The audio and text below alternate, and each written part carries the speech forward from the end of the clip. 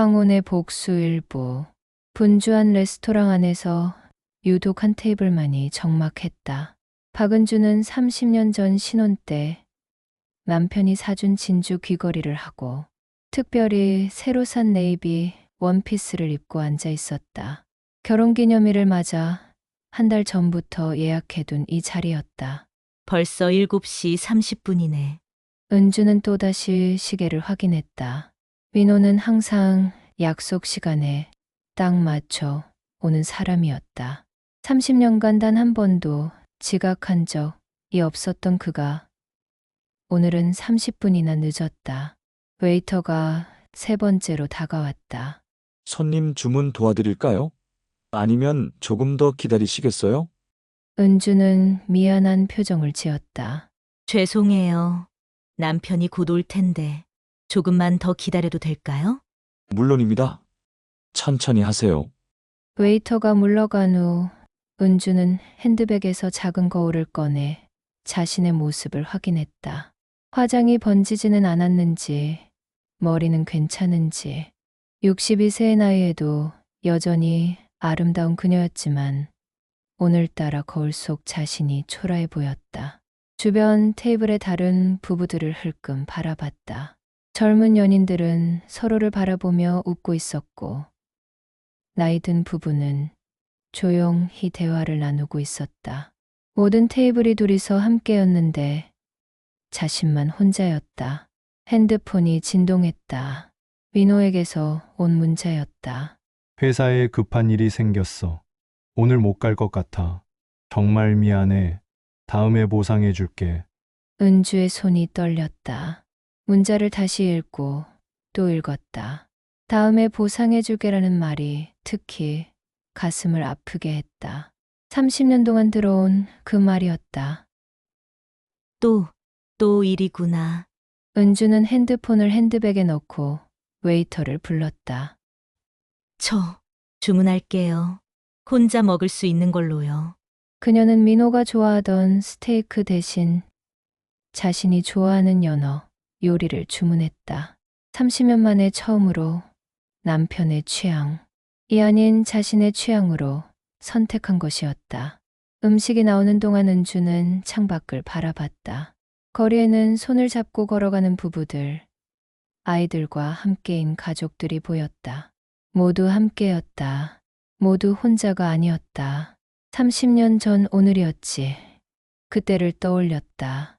25살의 어린 신부였던 자신과 30살의 민호.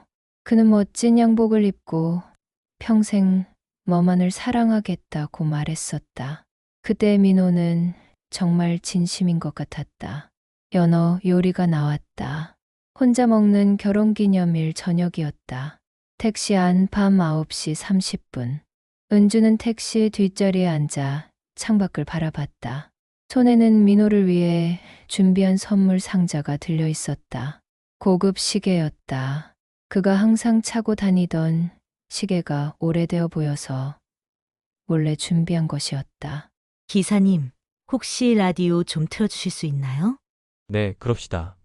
잔잔한 음악이 흘러나왔다. 오래된 발라드였다. 30년 전 민호와 처음 데이트할 때 들었던 노래였다. 당신이 있어 행복합니다. 은주의 눈가가 촉촉해졌다. 그때는 정말 행복했다. 민호도 자신을 진심으로 사랑한다고 믿었다. 아니, 지금도 사랑한다고 믿고 싶었다. 우리 집 앞에 세워주세요.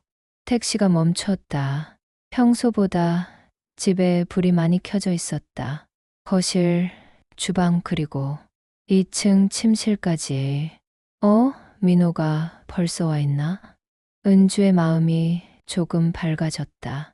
혹시 깜짝 파티를 준비한 건 아닐까? 결혼기념일을 잊은 척 하다가 집에서 놀래켜 주려는 건 아닐까? 택시비를 내고 급하게 집으로 향했다. 하이힐 소리가 조용한 밤거리에 울려 퍼졌다. 집 현관 앞 밤 10시. 은주는 현관문 앞에서 잠시 멈췄다. 안에서 웃음소리가 들렸다. 민호의 웃음소리였다. 오랜만에 듣는 정말 즐거워. 하는 웃음소리였다. 역시 깜짝 파티인가 봐. 은주는 미소를 지으며 열쇠를 꺼냈다. 조용히 문을 열었다. 여보, 나왔어. 그런데 아무도 대답하지 않았다. 웃음소리는 2층에서 들려오고 있었다. 거실엔 아무도 없었지만 소파 위에 여자 가방이 놓여 있었다. 은주가 본 적 없는 명품 핸드백이었다. 누구 가방이지? 은주의 심장이 뛰기 시작했다. 뭔가 이상했다. 가방 옆에는 여자 구두도 있었다. 9cm 정도 되는 빨간 하이힐이었다. 은주보다 훨씬 젊은 여자가 신을 것 같은 구두였다. 2층에서 또다시 웃음소리가 들렸다. 이번엔 여자 웃음소리도 섞여 있었다. 뭐지? 뭐야? 이게 은주는 천천히 계단을 올라갔다. 각 계단을 밟을 때마다 심장 소리가 더 크게 들렸다. 손에 든 선물 상자가 갑자기 무거워졌다. 2층 침실에서 목소리가 더 선명하게 들렸다. 오빠, 정말 괜찮아? 아내가 오면 어떡해? 젊은 여자의 목소리였다. 오빠라고 불렀다. 민호를 오빠라고 부르는 여자가 은주의 침실에 있었다. 괜찮아. 은주는 늦을 거야. 오늘 결혼기념일인데 레스토랑에서 혼자 기다리고 있을걸. 민호의 목소리였다. 차갑고 계산적인 톤이었다. 은주가 들어본 적 없는 민호의 목소리였다. 혼자? 불쌍해라. 근데 오빠는 왜 결혼기념일에 나랑 있는 거야? 별로 중요하지 않으니까. 은주의 다리에 힘이 빠졌다. 별로 중요하지 않다고? 30년간의 결혼 생활이? 30년간의 내 인생이? 그러면 언제쯤 이혼할 거야? 나 이제 숨기는 거 지쳤어. 조금만 더 기다려. 재산 정리가 복잡해서. 재산 정리? 아내 몰래 빼돌린 거 많지 않아? 당연하지. 바보가 아닌 이상 다 넘겨줄 순 없잖아. 은주는 벽에 기대서야 했다. 어지러웠다. 현실이 믿어지지 않았다.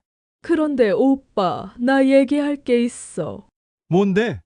임신한 것 같아. 계단 중간 밤 10시 15분. 임신했다고? 은주는 그 자리에서 주저앉았다. 손에 들고 있던 선물 상자가 계단 아래로 굴러떨어졌다. 시계 상자가 바닥에 부딪히는 소리가 크게 났다. 위층이 갑자기 조용해졌다. 뭔 소리야?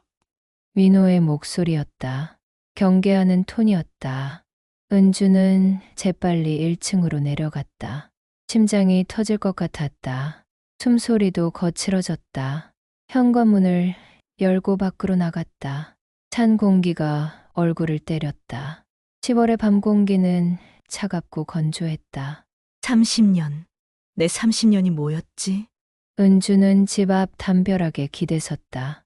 온몸이 떨렸다. 분노인지 절망인지 추위인지 알 수 없었다. 핸드폰이 울렸다. 민호에게서였다. 여보, 지금 어디야? 집에 온 것 같은데 안 보이네. 은주는 전화를 받지 않았다. 또 울렸다. 또 받지 않았다. 문자가 왔다. 집에 일찍 와서 깜짝 놀랐어. 어디 갔어? 연락해. 거짓말이었다. 모든 게 거짓말이었다. 30년간 들어온 사랑한다는 말도, 미안하다는 말도, 보상해주겠다는 말도, 모두 거짓말이었다. 은주는 근처 공원으로 걸어갔다. 평소에 민호와 산책하던 그 공원이었다. 벤치에 앉았다. 밤하늘에는 별이 보였다. 예쁜 밤이었다. 결혼기념일 밤치고는 공원 벤치 밤 11시. 은주야, 여기 있었구나. 수진이 달려왔다. 은주의 절친이자 유일한 상담 상대였다. 10년 전 이혼을 경험한 수진은 은주보다 현실적이고 강했다. 수진아. 은주는 울음을 터뜨렸다. 수진이 은주 옆에 앉아 어깨를 감쌌다. 울지 마. 일단 정확히 뭘 봤는지 말해봐. 은주는 그날 밤 본 모든 것을 털어놓았다. 레스토랑에서의 기다림, 집에서 들은 대화, 임신 소식까지. 수진의 표정이 점점 굳어졌다. 그 나쁜 놈. 30년을 어떻게 그럴 수가 있지? 수진아, 나 어떻게 해야 해? 30년을 함께 살았는데, 그리고 그 여자 임신까지 했다잖아. 은주야, 정신 차려. 지금 그런 소리 할 때가 아니야. 수진은 은주의 어깨를 단단히 잡았다. 너 지금까지 너무 착하게만 살았어. 남편 뒷바라지만 하면서 내 인생은 뒤로 밀어두고. 이제라도 정신 차리고 내 권리를 찾아야 해. 내 권리?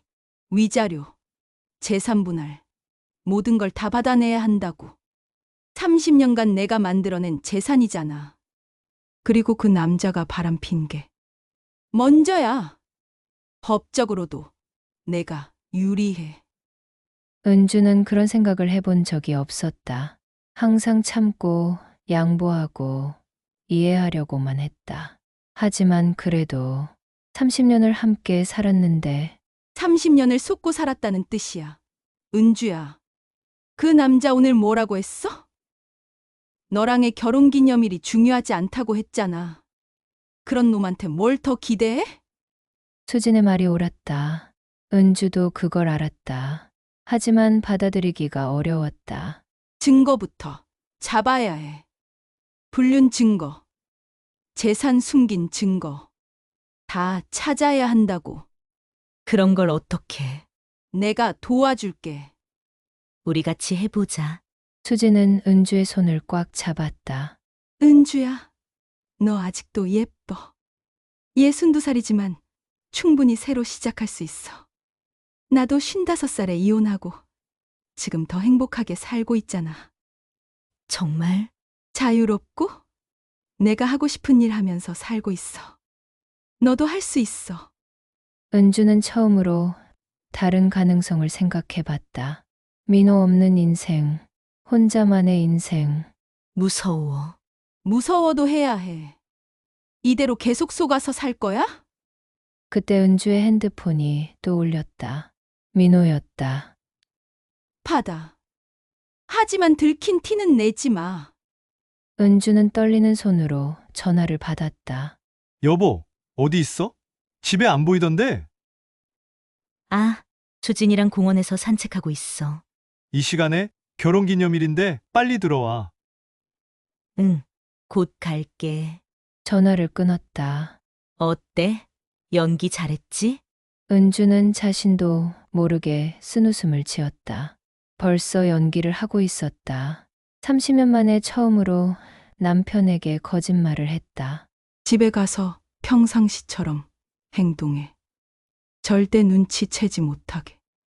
그리고 내일부터 증거 수집 시작하자. 알겠어. 은주야, 힘내. 이제 진짜 내 인생이 시작되는 거야. 집 현관 밤 12시.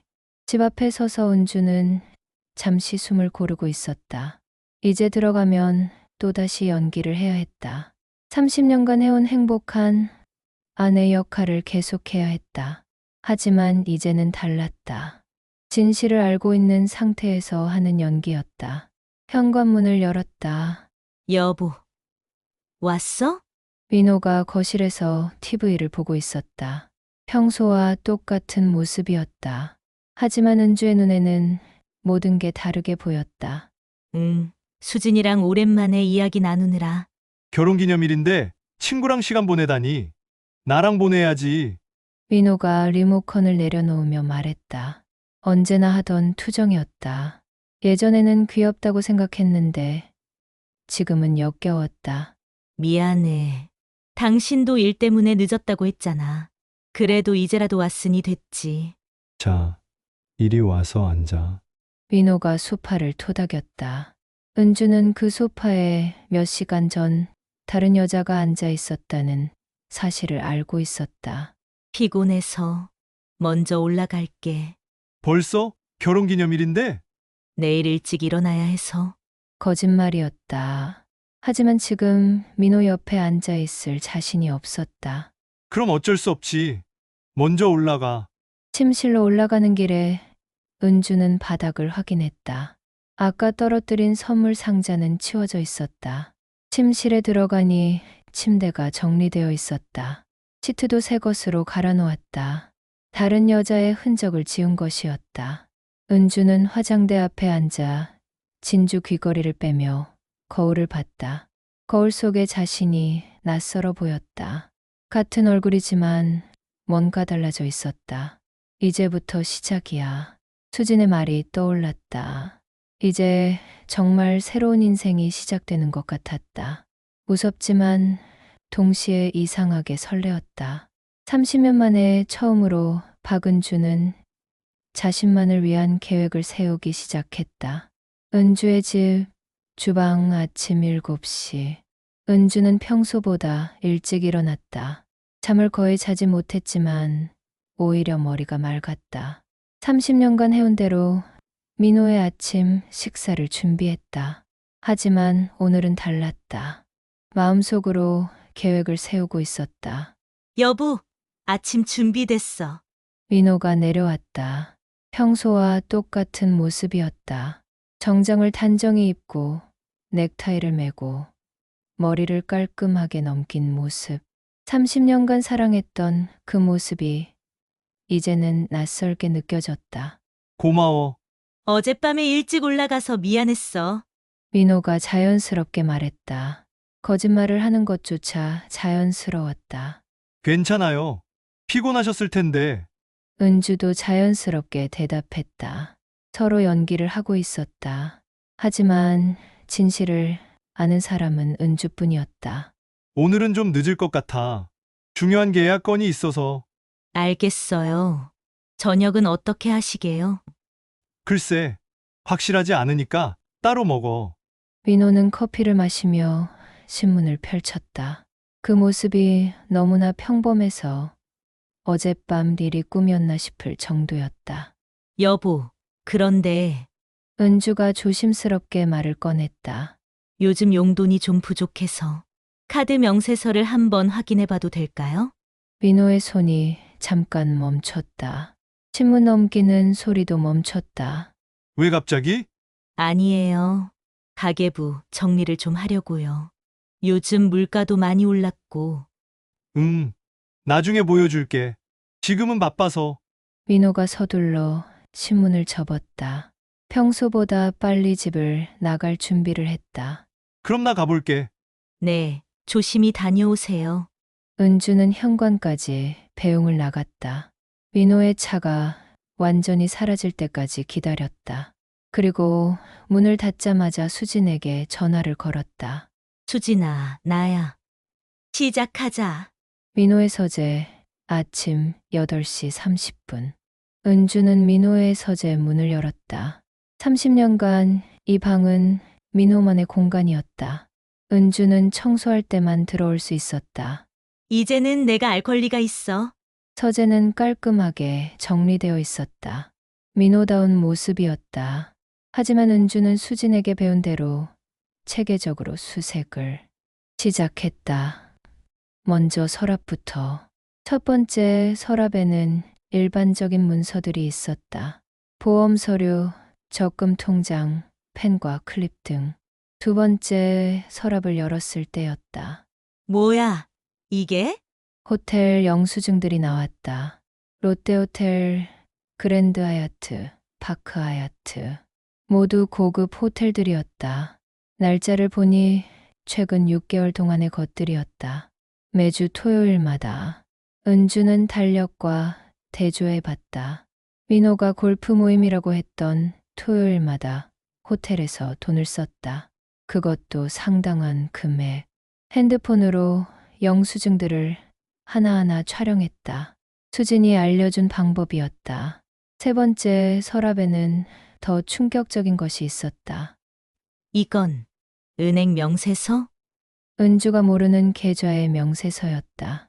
예금주는 분명 민호였지만 은주가 전혀 알지 못하는 계좌였다. 잔액이 2억? 은주의 손이 떨렸다. 2억이라는 큰 돈이 어디서 나온 건지, 그리고 왜 자신에게 숨겼는지. 명세서를 자세히 보니 매달 일정한 금액이 들어왔다가 나갔다. 들어오는 돈은 민호의 급여 계좌에서, 나가는 돈은 김소영이라는 이름으로. 김소영. 그 여자 이름이구나. 은주는 그 이름을 메모했다. 이제 적의 이름을 알았다. 서랍 맨 아래에는 더 놀라운 것이 있었다. 부동산 계약서였다. 강남구 청담동 오피스텔. 민호가 은주 몰래 오피스텔을 사두었다. 계약일을 보니 1년 전이었다. 그때부터 이미 계획하고 있었던 것이다. 이 집도 내 명의에서 빼려고 했구나. 부동산 서류들을 보니 이 집의 명의를 은주에서 민호로 바꾸려는 시도의 흔적들이 보였다.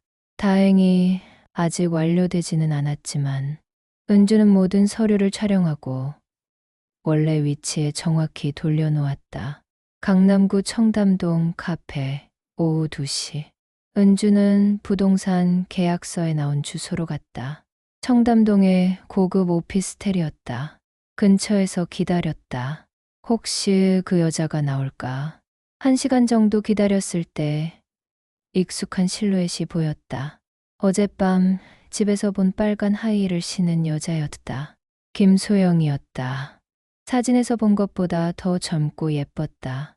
명품 옷을 입고 명품 가방을 들고 자신감 넘치는 걸음으로 걷고 있었다. 저 나이에 저런 걸 다 어떻게 사지? 은주는 소영을 따라갔다. 소영은 근처 고급 카페로 들어갔다. 은주도 조심스럽게 따라 들어갔다. 소영은 친구와 만나는 것 같았다.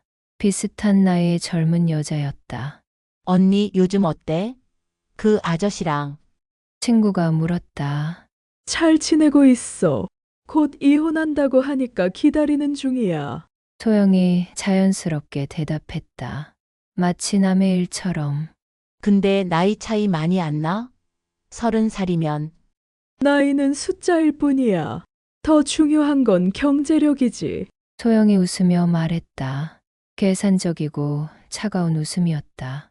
그런데 진짜 사랑하는 거야? 사랑? 소영이 코웃음을 쳤다. 사랑으로 밥 먹고 살아? 난 현실적인 여자야. 은주의 가슴이 답답했다. 저 여자에게는 사랑이 아니라 돈이 전부였다. 그런데 나 임신한 것 같아. 뭐? 진짜? 응, 아직 확실하지 않지만. 그러면 더 유리하겠지? 당연하지. 아이까지 있으면 절대 못 빠져나가. 두 여자가 킬킬 웃었다. 은주는 그 웃음소리가 칼처럼 가슴을 찔렀다. 근데 언니, 그 아저씨 부인은 어떤 사람이야? 모르겠어. 만나본 적 없으니까. 그냥 평범한 아줌마겠지. 30년 동안 집에서만 있었던. 불쌍하긴 하네. 뭐가 불쌍해? 30년간 편하게 살았잖아. 이제 좀 나와야지. 소영의 말에 은주의 주먹이 저절로 쥐어졌다. 30년간 편하게 살았다고 30년간 민호를 위해 자신의 모든 것을 희생했는데 은주는 핸드폰을 꺼내 몰래 녹음을 시작했다. 1부는 여기서 마치겠습니다. 2부에서 만나요. 구독, 좋아요 부탁드립니다.